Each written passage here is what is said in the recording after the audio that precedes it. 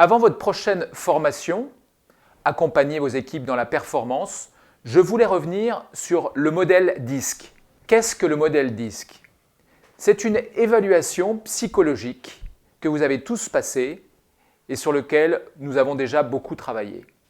C'est un psychologue américain, Mr. Marson, qui en 1928 a écrit un ouvrage sur les émotions des gens naturels, qui a consigné ce modèle psychologique du DISC.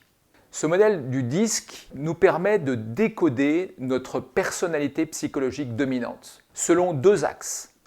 Un axe vertical ou un axe horizontal. L'axe vertical traverse notre capacité à voir l'environnement selon qu'il est positif pour nous, favorable ou hostile.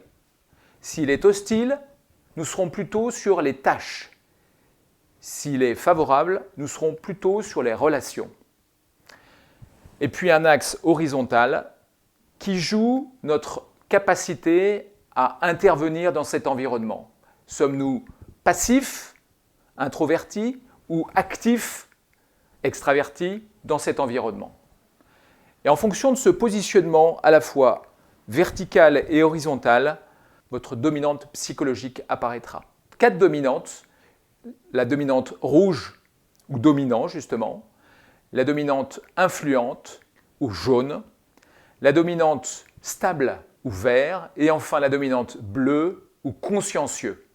D'où le modèle DISC, dominant, influent, stable et consciencieux. Le test psychologique que vous passez pour définir et déterminer cette dominante vous permet d'identifier un style naturel, celui que vous utilisez de façon naturelle avec vos interactions avec les autres.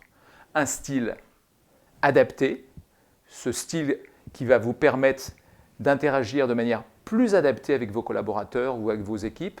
Et enfin, le test psychologique va vous donner un éclairage sur le style opposé. Quel est votre opposé et comment vous pouvez travailler avec la personnalité qui vous est opposée. À quoi sert finalement le DISC pour vous, manager?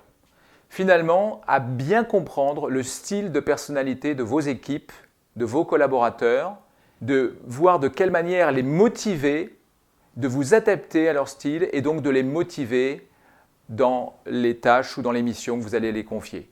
Voilà en gros ce qu'est le modèle DISC sur lequel vous avez déjà travaillé.